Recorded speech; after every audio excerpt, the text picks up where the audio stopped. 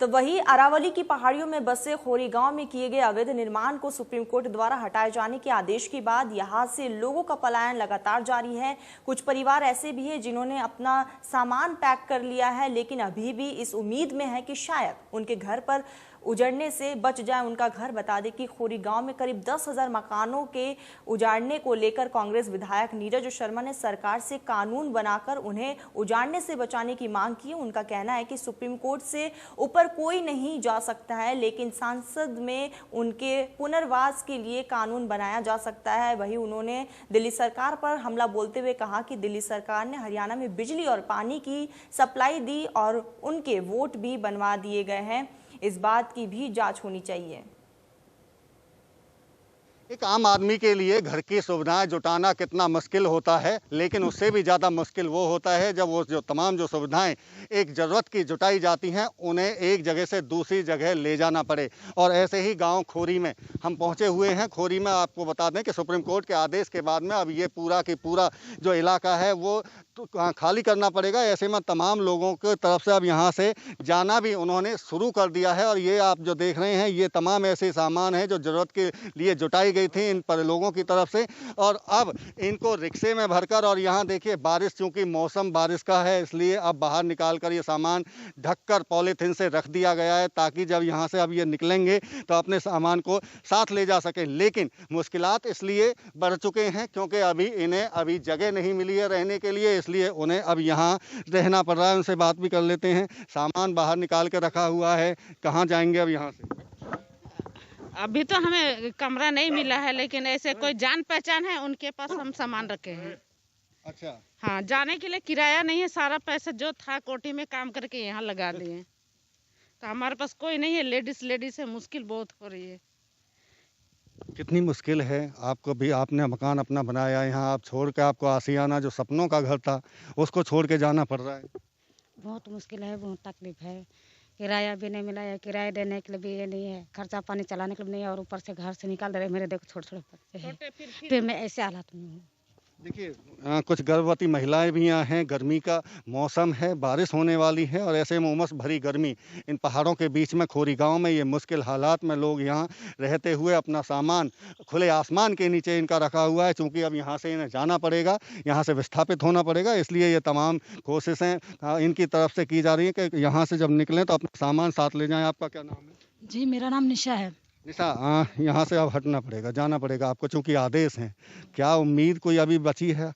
उम्मीद अभी बिल्कुल कोई भी नहीं बची है, बिल्कुल कोई उम्मीद नहीं है अभी, क्योंकि बहुत से लोग खाली करके जा रहे हैं। तो अपना भी, अब हमको भी डर लग रहा है दूसरों को देख के। अब चिंता ये है कि छोटे बच्चों को लेके जाए कहाँ, रेंट अभी मिला नहीं, दूसरों के पास ही हमने सामान रखा हुआ है। हाँ, दुख बहुत लग रहा है, क्योंकि यहाँ जो हमने घर बनाया ना, कोई जेंट्स का 1 रुपया हमने नहीं लगाया, क्यों लेडीज़ों ने बनाया है। मतलब कि जेंट्स का मेहनत हो तो बात समझ में आता है, लेकिन ये ना लड़कियों का मेहनत का घर है, ये उसको हमने बनाया। उनको जब सरकार तोड़ रही है तो सचमुच में हमें बहुत दुख लग रहा है। हमने कभी नहीं सोचा था कि हमारे साथ ऐसा होगा। हमने सोचा था कि चलो रेंट से थोड़ा हमें छुटकारा मिल जाएगा, लेकिन वो तो हमें मिलने को रहा नहीं। जीवन की जो पूंजी थी वो पूरी लगा दी, और आज वो पूंजी अपने आप आंखों के सामने उजड़ती दिख रही है। जी हाँ, बिल्कुल। हमारी जो भी जितनी कमाई थी हमने लगा दिया। आप समझ सकते हैं कि सोचिए कि लेडीज़ की कमाई है। अब हम जैसे भी कोठियों में रह के हमने काम किया, आप जानते हैं कोठियों में किस प्रकार काम किया जाता है, बर्तन धोना, झाड़ू पोछा करना, वो करके हमने किया था। तो दुख तो बहुत लग रहा है कि हमारा घर टूट रहा है। देखिए हालात निश्चित तौर से मुश्किल हैं।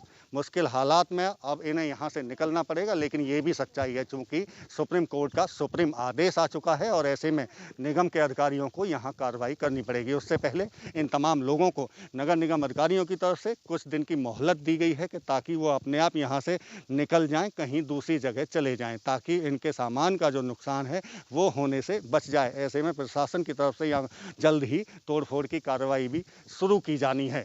फरीदाबाद से देवेंद्र कौशिक, इंडिया न्यूज। कांग्रेस विधायक नीरज शर्मा ने सरकार से कानून बनाकर उन्हें उजाड़ने से बचने की मांग की। हमारे संवाददाता देवेंद्र कौशिक ने उनसे खास बातचीत की, देखिए। गांव खोरी को लेकर सुप्रीम कोर्ट के आदेश के बाद में नगर निगम की तरफ से उसे ढहाने की तैयारी की जा रही है। ऐसे में कांग्रेसी विधायक नीरज शर्मा उनके पुनर्वास को लेकर सवाल उठा रहे हैं और मांग सरकार से है कि उनको पुनर्वास नीति के तहत बसाया जाए। चूंकि हजारों लोगों को यहाँ से उजड़ने की आशंका है, तो उनसे बात कर लेते हैं। हमारे साथ खुद नीरज शर्मा है। सर, आप सरकार से मांग कर रहे हैं कि कानून बनाकर उनको पुनर्वास नीति के तहत बसाया जाए। क्या मांग है आपकी? किस तरह से ये पॉलिसी लागू हो सकती है? नमस्कार जी। देखिए साहब, एक तो माननीय सर्वोच्च न्यायालय के निर्णय पे तो मैं कुछ नहीं कहूँगा, परंतु इसके साथ साथ मैं एक बात जरूर कहना चाहूँगा कि इन लोगों का पुनर्वास जरूर होना चाहिए। और पुनर्वास के लिए दो रास्ते हैं। सबसे पहले जो हमारे क्षेत्र के सांसद हैं, वो सौभाग्य से भारत सरकार में मंत्री भी हैं, उनको अविलंब माननीय प्रधानमंत्री नरेंद्र मोदी जी से बात करनी चाहिए। वैसे तो हर सांसद से मोदी जी मिलते हैं, ऐसी बात नहीं है मोदी जी नहीं मिलते, मोदी जी सबसे मिलते हैं और मंत्रियों से तो और ज्यादा मिलते हैं। और उन्हें अपने इलाके की समस्या बताएं देश के प्रधानमंत्री को, जरूरत पड़े तो अध्यादेश भी लाएं। दूसरा, इस मामले में राजनीति बिल्कुल ना हो। बहुत से लोगों के डबल राशन कार्ड हैं, आधार कार्ड हैं, वोट हैं। मैं सवाल पे उस पर आऊंगा आपको, लेकिन आपके जो सुप्रीम कोर्ट का आदेश है, क्या उसके बाद में उसमें कोई बदलाव हो सकता है या पुनर्वास की नीति क्या अभी भी लागू हो सकती है? साहब, सुप्रीम कोर्ट ने उनके पुनर्वास के लिए कहीं मनाही नहीं करी। मैंने पूरा ऑर्डर पढ़ा है। माननीय सर्वोच्च न्यायालय ने सिर्फ ये कहा है कि जो ये अरावली के वन क्षेत्र की जमीन है, इसको खाली करके इसकी स्टेटस रिपोर्ट सुप्रीम कोर्ट में दाखिल की जाए। माननीय सर्वोच्च न्यायालय ने ये कहीं नहीं कहा कि आप इन गरीब मजदूर या ये मैं कहूँ इनको जिन भूमाफियाओं ने लूटा है, इन लोगों की सरकार कोई मदद नहीं कर सकती या इन लोगों को कहीं पुनर्वास नहीं किया जा सकता। इसके लिए सुप्रीम कोर्ट ने कोई मनाही नहीं करी है। लेकिन एक सवाल ये है कि जिस तरह से दिल्ली सरकार के लिए आदेश सुप्रीम कोर्ट का नहीं है, लेकिन वहाँ जो आबादी है वो दिल्ली सरकार की भी अवैध बस्ती कुछ बसी हुई है, उसको आदेश नहीं है, हरियाणा को ही आदेश है। इसे कैसे देखते हैं? देखिए, जब हम नेता लोग वोट मांगने जाते हैं, वो हम सुप्रीम कोर्ट की आज्ञा से नहीं जाते हैं, हम अपनी जिम्मेदारी बताते हैं। आज मैं पुनः कह रहा हूँ, इसमें बिल्कुल राजनीति नहीं हो। अविलंब मनोहर लाल खट्टर जी, केजरीवाल जी, हरियाणा सरकार के उच्च अधिकारी, दिल्ली सरकार के उच्च अधिकारी एक टेबल पे बैठे, उच्च स्तरीय मीटिंग करें और उसमें अपने अपने हिस्से के लोग बांट लें कि भाई ये साथी ऐसे हैं जिनकी फिर दिल्ली में वोट थी, दिल्ली का आधार कार्ड है, दिल्ली से राशन आ रहा है और दिल्ली से बिजली भी आ रही है, ये हरियाणा के हिस्से के हैं। इतने लोगों को हरियाणा सरकार पुनर्वास करे, इतने लोगों को दिल्ली सरकार पुनर्वास करे। जो जिक्र कर रहे हैं वो इंडिया न्यूज भी ग्राउंड रिपोर्ट पर देख चुका है कि दिल्ली की तरफ से वहाँ बिजली पानी की सप्लाई की जा रही है। क्या मानते हैं, कोई दिल्ली सरकार की तरफ से या वहाँ के अधिकारियों की कोई लापरवाही रही है? इसे कैसे देख? देखिए साहब, इसके अंदर लापरवाही नहीं, लापरवाही शब्द गलत है, आप इस शब्द को सुधारिए। भू माफियाओं के संग मिलके इन सब ने गरीब आदमियों को लूटा। लापरवाही तो होती है कि साहब फाइल पे that is a human error, it's not a human error. ये तो लोगों को मरने के लिए मजबूर किया इन भूमाफियाओं ने, जिसमें दिल्ली सरकार के अधिकारी भी शामिल, हरियाणा सरकार के अधिकारी भी शामिल, जिसमें दिल्ली सरकार के नेता भी शामिल, हरियाणा सरकार के नेता भी शामिल। क्या बिजली डिपार्टमेंट को नहीं पता कि 46 कनेक्शनों से 10,000 घरों में लाइट कैसे जा सकती है? क्या पानी वालों को नहीं पता? मोबाइल कंपनियों के टावर लग रहे हैं, वो किराया दे रहे हैं हर महीने, उनको नहीं पता? क्या जो ये थाना लगता है तुगलकाबाद का और फरीदाबाद का सूरजकुंड का थाना, इन लोगों को नहीं पता खोरी के अंदर क्या हो रहा है? आप एक ट्यूबवेल रिपेयर करिए, आपके पास ढेर पुलिस आ जाएगी। यहाँ क्यों नहीं पहुंच रही पुलिस? अब तो 2 दिन में लिस्टें तैयार हो रही है, कहाँ कौन गलत काम कर रहा है, ठीक काम कर रहा है।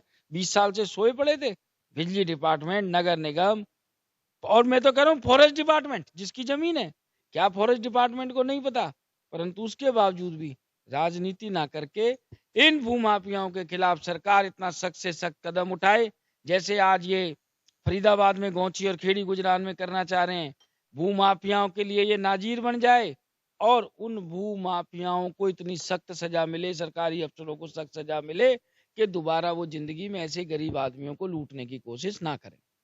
ये थे हमारे साथ में नीरज शर्मा, जिनका साफ तौर से कहना है कि गरीब लोगों को बसाने के लिए पुनर्वास नीति पे काम किया जाए और वहीं ऐसे जिनकी संरक्षण में खोरी का खेल खेला गया, उन्हें ऐसा सबक मिले कि वो एक नजीर के तौर पर सामने दिखाई दे।